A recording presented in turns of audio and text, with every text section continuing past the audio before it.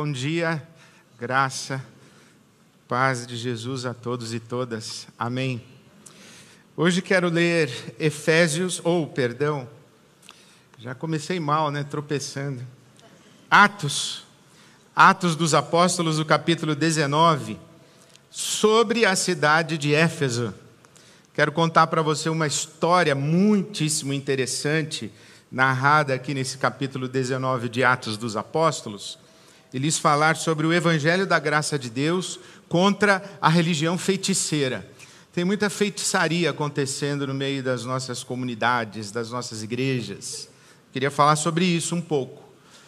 O Evangelho da Graça de Deus contra a religião feiticeira, e eu vou ler Atos capítulo 19. Antes, queria convidar você a orar comigo mais uma vez. Obrigado, Senhor, pela Tua palavra que está aberta diante de nós. E nós abrimos o nosso coração para que o Teu Espírito Santo nos guie a toda a verdade. Dá-nos ouvir a Tua voz e somente a Tua voz. E toma esse tempo, esse lugar, especialmente nossos corações e mentes, cativos em obediência a Jesus Cristo, nosso Senhor. Glória ao Teu nome, Pai. Glória ao Teu nome. Em Cristo Jesus. Amém. Então, leio Atos 19. Paulo, atravessando as regiões altas, chegou a Éfeso. Ali encontrou alguns discípulos e lhes perguntou: vocês receberam o Espírito Santo quando creram? Vocês receberam o Espírito Santo quando creram? Eles responderam: não, nem sequer ouvimos que existe o Espírito Santo. Então, que batismo vocês receberam? Perguntou Paulo. O batismo de João, responderam eles. Disse Paulo: o batismo de João foi um batismo de arrependimento. Ele dizia ao povo que cresce naquele que viria depois dele, isto é, em Jesus. Este João é João Batista. João Batista disse o seguinte: eu os batizo com água para arrependimento, mas depois de mim vem alguém mais poderoso do que eu, maior do que eu, tanto que não sou digno sequer de atar as sandálias dos seus pés. Ele os batizará com o Espírito Santo e com fogo, disse João Batista. Então Paulo está dizendo aos Efésios: olha, o batismo de João era para o arrependimento, mas ele dizia ao povo que cresce naquele que viria depois dele, isto é, em Jesus. Ouvindo isso, eles foram batizados no nome do Senhor Jesus. E quando Paulo lhes impôs as mãos, veio sobre eles o Espírito Santo e começaram a falar em línguas e a profetizar. Eram ao todo uns 12 homens. Paulo entrou na sinagoga, em Éfeso, e ali falou com liberdade durante 3 meses, argumentando convincentemente a respeito do reino de Deus. Mas alguns deles se endureceram e se recusaram a crer e começaram a falar mal do caminho diante da multidão. Naquela época, os cristãos eram chamados de os do caminho. Interessante, né? Bonito isso. Diante da multidão, falavam mal a respeito do caminho. Paulo, então, afastou-se deles e, tomando consigo os discípulos, passou a ensinar diariamente na escola de Tirano. Eu estou em Atos 19, 10. Isso continuou por 2 anos, de forma que todos os judeus e os gregos que viviam na província da Ásia ouviram a palavra do Senhor. Deus fazia milagres extraordinários por meio de Paulo, de modo que até os lenços e aventais que Paulo usava eram levados e colocados sobre os enfermos. Estes enfermos eram curados de suas doenças e os espíritos malignos saíam deles. Alguns judeus que andavam expulsando espíritos malignos ou demônios tentaram invocar o nome do Senhor Jesus sobre os endemoniados, dizendo: em nome de Jesus, a quem Paulo prega, eu lhes ordeno que saiam. Os que estavam fazendo isso eram os 7 filhos de Seva, um dos chefes dos sacerdotes dos judeus. Um dia, um espírito maligno lhes respondeu: Jesus eu conheço, e Paulo sei quem é, mas vocês quem são? Então, o endemoniado saltou sobre eles e os dominou, espancando-os com tamanha violência que eles fugiram da casa nus e feridos. Ridículo, né? Um negócio grotesco. Você imagina essa cena? Não imagine, só vamos continuar lendo. Quando isso aconteceu, Atos 19, 17, quando isso se tornou conhecido de todos os judeus e gregos que viviam em Éfeso, todos eles foram tomados de temor e o nome do Senhor Jesus era engrandecido. Muitos dos que creram vinham e confessavam e declaravam abertamente suas obras más. Grande número dos que tinham praticado ocultismo reuniram seus livros e os queimaram publicamente. Calculando o valor, ele chegou a 50.000 dracmas, 50.000 dias de trabalho. Bastante, hein? Dessa maneira, a palavra do Senhor muito se difundia e se fortalecia. Olha, preste atenção nos fenômenos religiosos que aconteceram na cidade de Éfeso. Milagres. Diz a palavra de Deus que Deus fazia milagres extraordinários por meio de Paulo, versículo 11. Batismo com o Espírito Santo e dons espirituais verbais, porque diz a palavra de Deus que quando Paulo impôs as mãos sobre aqueles homens que foram batizados em nome de Jesus, aqueles 12 que haviam sido batizados no batismo de João, quando Paulo impôs as mãos, sobre eles veio o Espírito Santo e eles começaram a falar em línguas e a profetizar. Então é o batismo com o Espírito Santo e os dons verbais, falar em línguas e profetizar. E também curas e exorcismos. O apóstolo Paulo curava, e inclusive através dos seus lenços e aventais. E as pessoas que tocavam eram curadas e os espíritos malignos saíam deles. Então, olha o que está acontecendo em Éfeso. Batismo com o Espírito Santo, dons espirituais verbais, falar em línguas e profetizar, curas e milagres, e expulsão de demônios, exorcismos. Eis aí o movimento pentecostal clássico. Isso aqui é um fenômeno que hoje nós chamamos de pentecostal. Batismo com o Espírito Santo, falar em línguas, profetizar, curas e milagres e expulsão de demônios e exorcismo. Isso aqui é um fenômeno pentecostal clássico. Se você pensar no movimento religioso evangélico no Brasil, ele está estratificado, isto é, com camadas sobrepostas. Os fenômenos, eles não são exclusivos de um segmento da igreja evangélica, mas eles são característicos muito mais do pentecostalismo.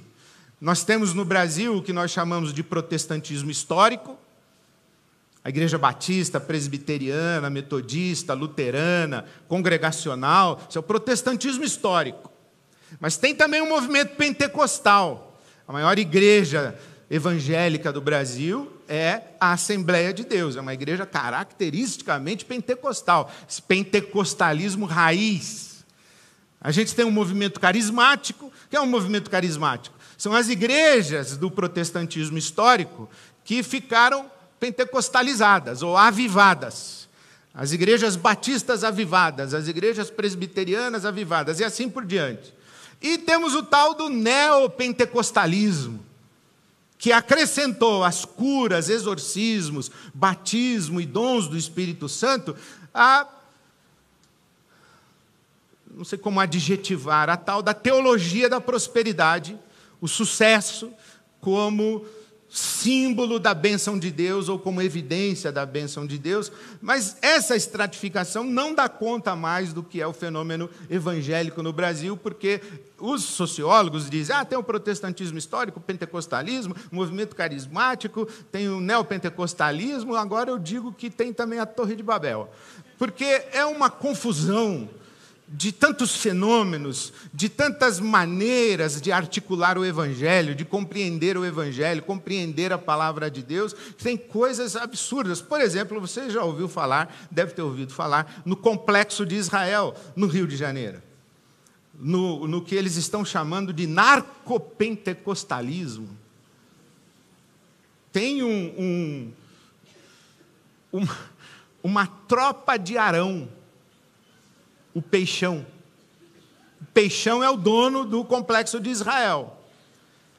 E eles expulsam do território deles, que tem 5 comunidades, se não me engano, atualmente, eles expulsam do território deles, em nome de Jesus, tudo que é manifestação religiosa que não seja evangélica, inclusive os católicos, principalmente as religiões de matriz afro, mas inclusive os católicos são expulsos lá, porque aquele território é do Senhor Jesus e ponto final. Ou vai pela fé, ou vai pela metralhadora mesmo. Mas é um fenômeno que, olha que impressionante, né?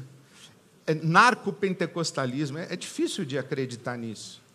Mas eu li, por exemplo, a respeito do fenômeno religioso no Rio de Janeiro, que uma das facções criminosas queria tomar o morro da outra, e eles se arrumaram e estavam de saída.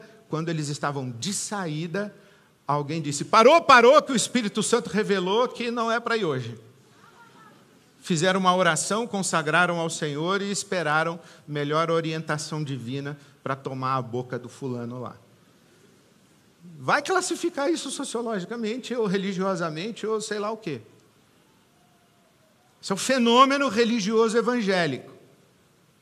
Mas uma coisa é verdade.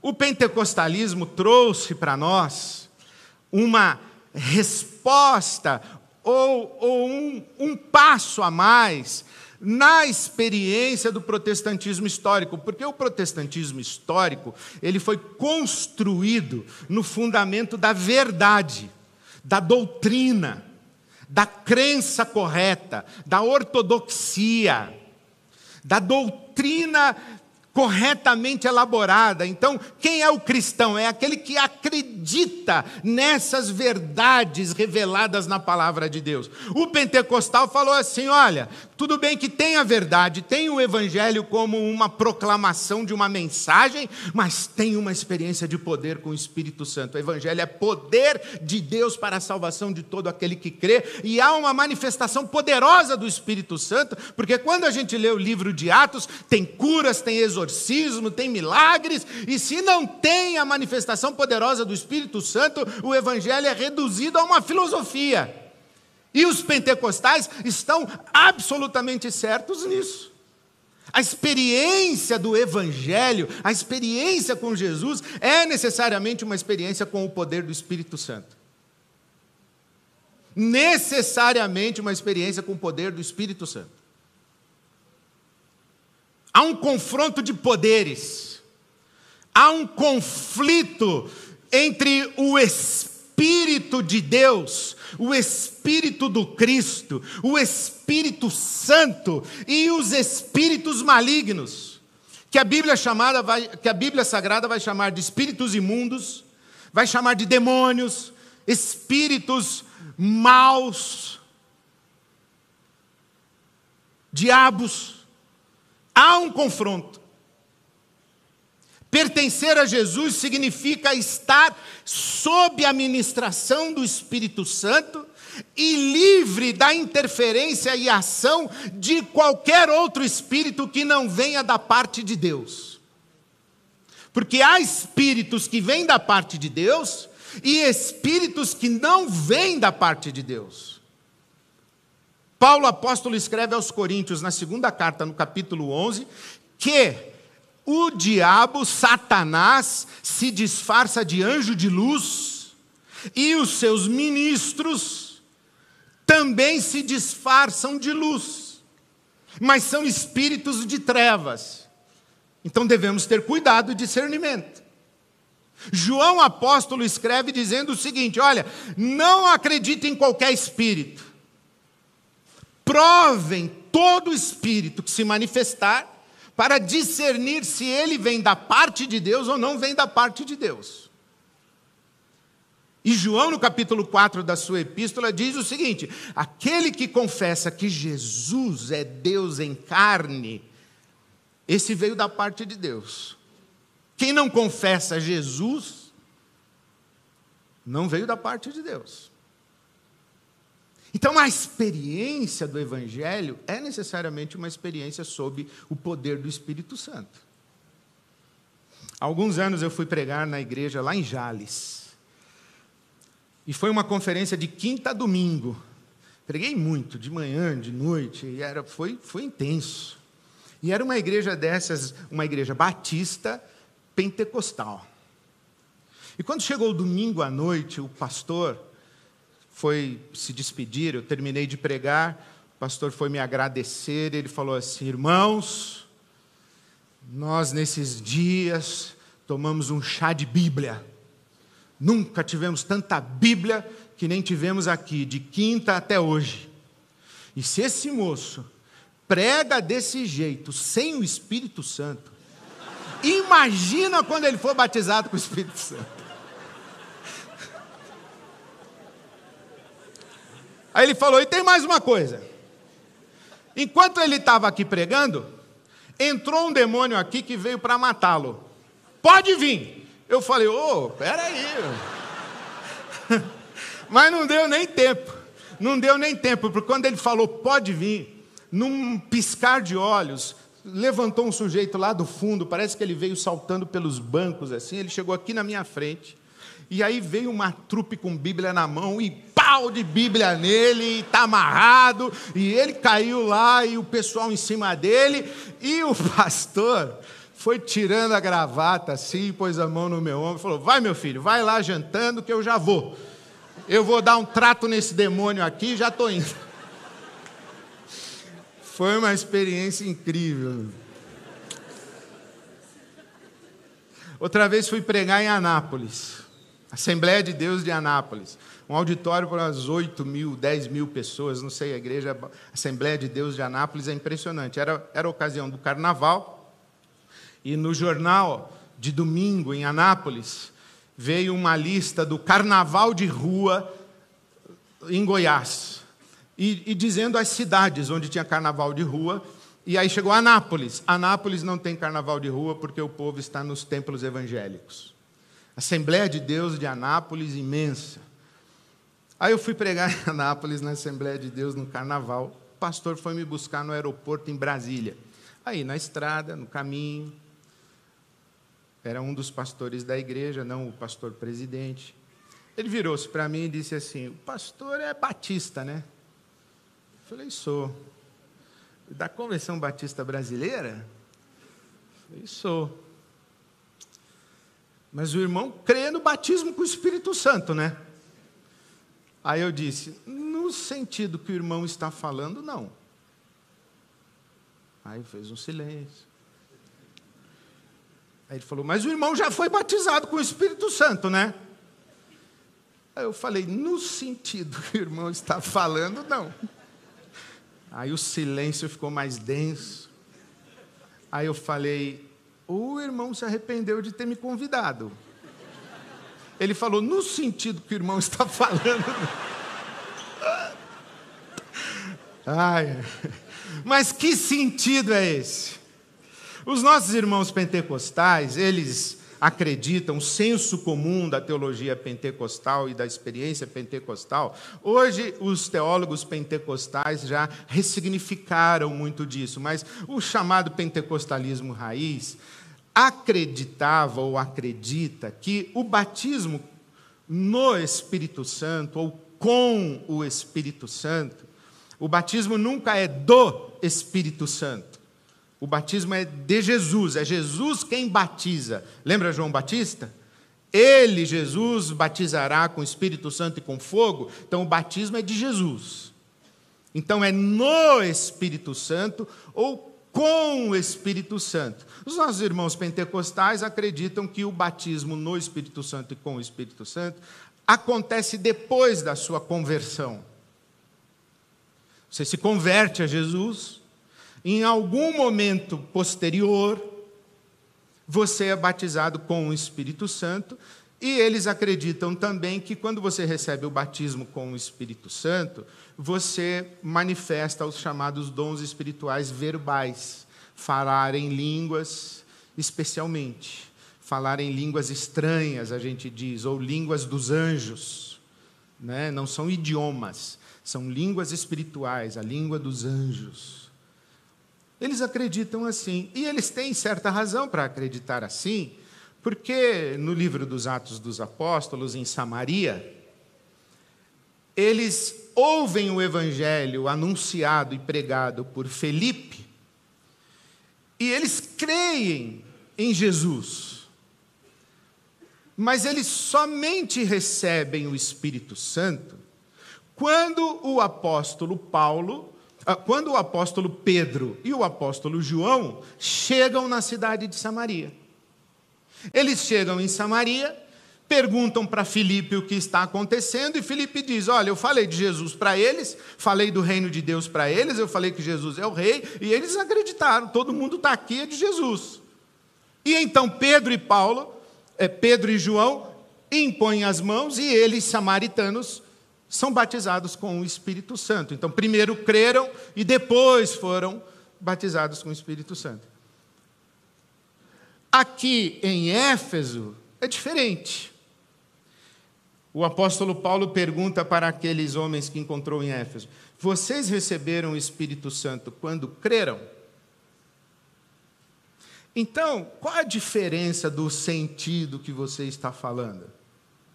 Aquele irmão pastor pentecostal da Assembleia de Deus me perguntou: você crê no batismo com o Espírito Santo? Eu disse: creio. Mas você, meu irmão, crê que o batismo com o Espírito Santo é uma experiência segunda, que inclusive vocês chamam de segunda bênção. A primeira é a salvação, a segunda é o batismo com o Espírito Santo. Então eu disse: olha, você acredita no batismo com o Espírito Santo como segunda bênção. Eu creio também no batismo com o Espírito Santo, mas eu creio que ele acontece no momento da conversão, que a gente recebe o Espírito Santo quando a gente crê. Porque é isso que Paulo pergunta aqui para os Efésios. Ele deve ter pensado: ele está citando Atos 19, mas eu estou em Atos 8. Tudo bem, não tem problema, você fica com Atos 8, eu fico com Atos 19. E também eu creio no batismo com o Espírito Santo, mas você, meu irmão da Assembleia de Deus Pentecostal, isso eu estou falando lá em Anápolis, você acredita que ao ser batizado com o Espírito Santo, a pessoa fala em línguas estranhas, em línguas dos anjos. Eu creio no batismo com o Espírito Santo, não necessariamente acompanhado da experiência do falar em línguas estranhas. Inclusive o apóstolo Paulo, em Romanos capítulo 8, versículo 9, ele diz assim: quem não tem o Espírito de Cristo, não pertence a Cristo. Logo, temos um problema. Eu nunca tive a experiência maravilhosa de falar em línguas estranhas. Nunca fui visitado pelo Espírito Santo com esse dom. Então, das duas, uma. Ou eu não fui batizado com o Espírito Santo, ou eu fui de um jeito diferente. Porque se eu não fui batizado com o Espírito Santo e eu não tenho o Espírito Santo, a Bíblia Sagrada diz que quem não tem o Espírito de Cristo não pertence a Cristo. Então eu creio de todo o meu coração que Jesus Cristo é o Senhor da minha vida e que o Espírito de Deus foi derramado sobre mim, que o Espírito Santo de Deus habita em mim, que o Espírito Santo de Deus testifica com o meu espírito que eu sou um filho amado de Deus, porém, as manifestações do poder do Espírito Santo na minha vida são diferentes das manifestações do poder do Espírito Santo na sua vida. E tudo bem. Porque diz a palavra de Deus que os dons espirituais, Paulo escrevendo aos Coríntios no capítulo 12, versículo 11, os dons espirituais são distribuídos pelo Espírito Santo conforme a vontade do Espírito Santo. Então eu creio em tudo isso aí, mas não no sentido que alguns irmãos estão falando. Mas o que creio mesmo é que a experiência com Jesus é necessariamente uma experiência com o poder do Espírito Santo. Há coisas que acontecem em mim e na minha vida que não aconteceriam não fosse uma ação do Espírito Santo de Deus. Em mim, sobre mim, a meu favor, apesar de mim, mas o Espírito Santo de Deus age na minha vida. Age dentro de mim, age na minha consciência, no meu coração, afeta as minhas emoções, quebranta a minha vontade, mexe com os meus desejos, restaura as minhas memórias, me cura das minhas dores, das minhas feridas, me disciplina, me exorta, me encoraja, me capacita, me empodera. Eu acredito em tudo isso. E sou fruto de tudo isso. Entretanto, essa experiência de Atos dos Apóstolos, capítulo 19, em Éfeso, me ensina duas coisas muito importantes que eu quero compartilhar com você agora. Porque eu acho essa narrativa aqui maravilhosa. Alguns judeus, versículo 13 de Atos 19, alguns judeus que andavam expulsando demônios tentaram invocar o nome de Jesus sobre os endemoniados. E eles invocaram dizendo, em nome de Jesus, a quem Paulo prega, sai dele. E um demônio, ou os demônios disseram, Paulo eu conheço, Jesus também conheço, agora vocês não conhecem não. Isso aqui é muito importante. Primeira coisa que eu queria compartilhar com você é que o nome de Jesus não é um abracadabra. O Evangelho não é um amuleto. Em nome de Jesus a quem Paulo prega. É como se eles dissessem, olha, eu não conheço esse tal de Jesus, eu não creio nesse tal de Jesus, eu sou filho do sacerdote, eu não sou do caminho, eu sou da turma da sinagoga que falou mal deles. Mas uma coisa eu sei, é quando esse Paulo aí fala do tal do nome de Jesus, os demônios saem. Então, eu estou falando a mesma coisa. Em nome de Jesus, a quem Paulo prega, sai dele. Uma experiência de uso do nome de Jesus, um uso externo. O nome de Jesus está ali, não está aqui. Jesus é uma força, é um poder lá. É o Deus do Paulo, é o Deus do meu pai, é o Deus do meu avô, é o Deus da minha igreja, é o Deus dos crentes, mas não é o meu. Mas eu sei que Ele é poderoso. E aí eu uso esse nome como um abracadabra. Só que não funciona. O demônio vai dizer assim, você está usando o nome de Jesus como um amuleto. E Jesus não é um amuleto.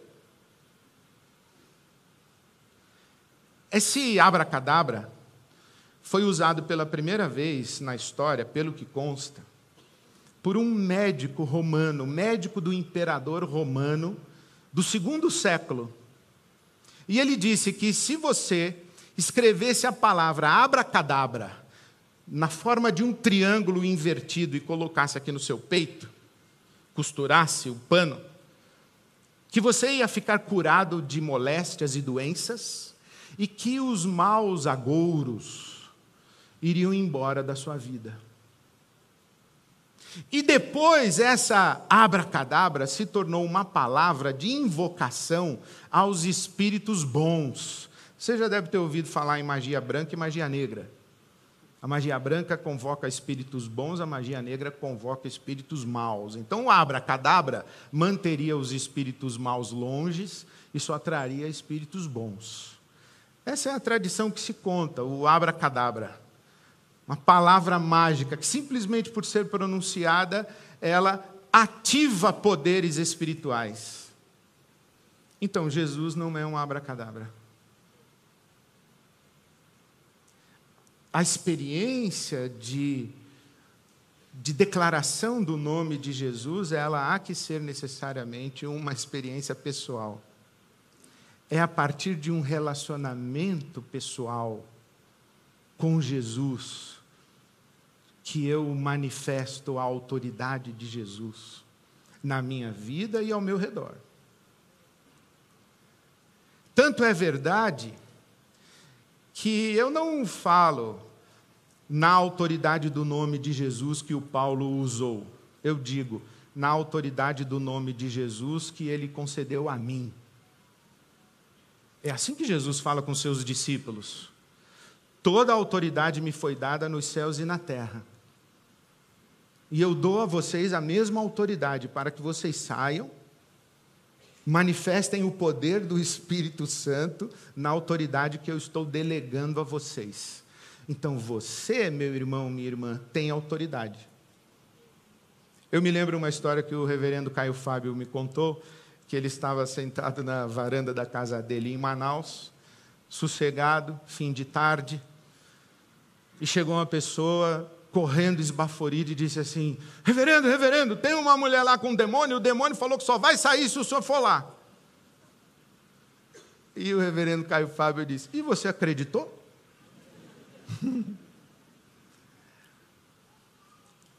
O demônio não sai da vida de ninguém e de nada porque alguém foi lá.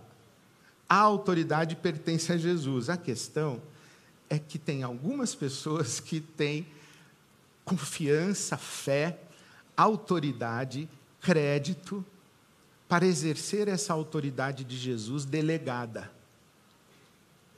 Delegada a mim e delegada a você que pertence a Jesus e que confessa a Jesus como Senhor da sua vida. Porque o nome de Jesus não é uma abracadabra. Ou Jesus é autoridade sobre a sua vida, ou você está usando o nome dele em vão. Ok? O Senhor é o meu pastor e nada me faltará. Tem muita gente que quer ter o Senhor como o Senhor como pastor, mas não quer ter o pastor como Senhor. Então, o nome de Jesus é uma experiência de quem tem o bom pastor como seu Senhor. A autoridade de Jesus é assim. E o poder do Espírito Santo nas nossas vidas a gente experimenta, não com a lógica da feitiçaria, mas no espírito da fé do Evangelho. A segunda coisa que eu quero compartilhar com você é que o nome de Jesus não é um abracadabra, porque a espiritualidade do Evangelho não é mágica. Vírgula. É ética. A espiritualidade do Evangelho é ética. O nome de Jesus não é um abracadabra porque a espiritualidade do Evangelho não é mágica, é ética. E eu estou usando ética como aquilo próprio da responsabilidade humana, aquilo que implica a vida humana, aquilo com o que você se compromete, a sua convicção de valores e a sua percepção da realidade do mundo, de você, de Deus, com a qual você se compromete inteiramente. Isso é ética. E a partir dessa experiência ética Eu assumo responsabilidade sobre a minha vida, eu respondo à vida. Não é mágica. Seria muito bom se fosse mágica, mas não é. Seria muito bom que você viesse aqui à frente hoje pela manhã, eu orasse por você impondo as mãos sobre a sua cabeça e dissesse: todos os hábitos alimentares que você adquiriu nos últimos 40 anos e cultivou, agora em nome de Jesus, estão cancelados. Não seria legal você começar a gostar de alface? Você olhar para um pudim de leite condensado e falar: não me apetece, quero só uma saladinha. Não seria ótimo? Não seria interessante se você, que viveu ou tem vivido um relacionamento abusivo nos últimos 20 anos, e que tem feridas na sua alma, dores profundas, você que sangra por dentro, aí você vem aqui, eu digo: todas as sequelas do relacionamento abusivo dos últimos 20 anos estão canceladas. Aí você sai 0 bala. Economizou terapia, psicólogo, remédio, começou a economizar no cartão de crédito, passou a comer melhor e menos, perdeu a compulsão de compra. Seria maravilhoso. Seria maravilhoso se eu orasse por você agora e num estalar de dedos e num passe de mágica, em nome de Jesus, abracadabra. E aí, todos os seus traumas de infância, todas as experiências traumáticas que você viveu e deixaram imprints em você, rejeições, abusos, que fizeram de você uma pessoa insegura, que não tem amor próprio, que não tem senso de valor. Uma pessoa que não confia na própria capacidade para empreender na vida. Uma pessoa que aceita migalhas afetivas de gente que só usa você, mas não te respeita. Você aceita. Aí seria muito legal se você viesse aqui à frente e eu dissesse: abracadabra, Jesus, e você agora, pá. Mas não é mágica. A espiritualidade do Evangelho não é mágica, porque Jesus não é um abracadabra. Diz a Bíblia Sagrada que Paulo, quando chegou em Éfeso, ficou 3 meses ensinando na sinagoga, todo sábado. E depois que ele decidiu sair da sinagoga, porque eles não receberam a palavra que ele ministrava, ele foi para a escola de Tirano e ficou lá 3 anos. Ou, não, 2 anos, né? 2 anos. 3 meses na sinagoga e 2 anos na escola de Tirano. É todo dia, diariamente na escola de Tirano. Existe um discernimento, uma compreensão, uma nova consciência, uma metanoia, uma autopercepção, uma experiência de Deus, que não é num estalo. Claro, existem experiências instantâneas, mudanças repentinas e significativas, mas mesmo as mudanças repentinas e significativas implicam responsabilidade, discernimento, de autoconhecimento, ressignificação de todo o momento futuro. Não é por isso que as pessoas que fazem, por exemplo, uma cirurgia bariátrica, elas precisam de um acompanhamento terapêutico, psicológico?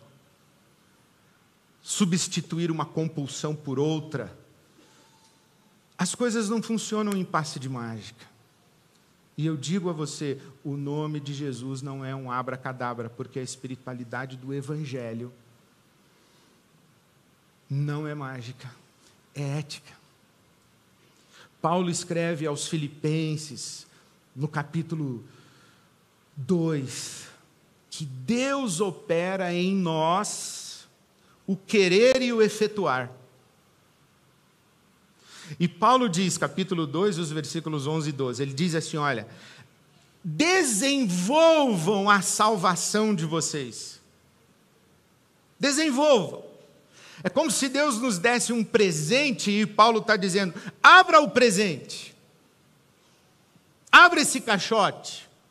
Vai vendo o que tem dentro. Vai experimentando aos poucos. Vai desfrutando. E vai ganhando consciência do presente que Deus deu a você. E confie que Deus vai acompanhar você nesse processo. Por quê? Porque Ele opera em você o querer e o efetuar. Ele está com você enquanto você está comprometido no processo. A mesma carta de Paulo aos Filipenses, ele diz: irmãos, eu não julgo que seja perfeito ou que já alcancei, que já cheguei. Mas esquecendo-me das coisas que para trás ficam, eu prossigo para o alvo. Passo a passo, dia a dia. Escreve aos Coríntios dizendo que nós somos transformados pelo Espírito Santo de glória em glória. Então, meu irmão, minha irmã, o que eu quero dizer para você hoje pela manhã? O encontro com Jesus é poderosíssimo. Quando a gente entrega a vida a Jesus, abre-se uma era na nossa vida em que a nossa experiência com o Espírito Santo e com o poder do Espírito Santo passa a ser consciente, desejada, suplicada, e a gente se entrega ao Espírito Santo de Deus, para que o poder do Espírito Santo de Deus haja na nossa vida, promovendo transformações, realizando em nós, através de nós, por meio de nós, coisas que sozinhos nós jamais experimentaríamos ou jamais seríamos capazes de realizar e fazer. Então, o encontro com Jesus nos coloca diante dessa ministração do Espírito Santo de Deus. Mas o nome de Jesus não é um amuleto, o Evangelho não é um amuleto, o nome de Jesus não é um abracadabra, porque a espiritualidade do Evangelho não é mágica, é ética.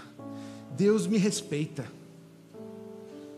Deus vem comigo, então creia, comprometa-se, dê o seu passo, faça a sua oração, faça a sua súplica, faça o seu pedido. Vai na terapia, irmão. Mas saiba que o Espírito Santo está lá com você. Toma o seu remédio. Faz a sua ginástica. Ajusta a sua dieta. Faz um balanço dos seus hábitos. Tome responsabilidade sobre a sua vida. Peça que o Espírito Santo de Deus transforme você para lhe dar vida abundante, em nome de Jesus, mas se comprometa de todo o coração. O encontro com Jesus é necessariamente uma experiência com o poder do Espírito Santo, mas pelo amor de Deus, não confunda o Evangelho com feitiçaria, com magia. O Evangelho não é um amuleto, o nome de Jesus não é um abracadabra, porque a espiritualidade do Evangelho não é mágica, é ética. Então creia no poder do Espírito Santo na sua vida. Em nome de Jesus, invoque o Espírito Santo na sua vida. Rompa todos os vínculos que você tem com quaisquer outros espíritos que não sejam da parte de Deus, que seja somente o Espírito Santo de Deus agir na sua vida, e experimente transformação e vida abundante que Jesus prometeu para você.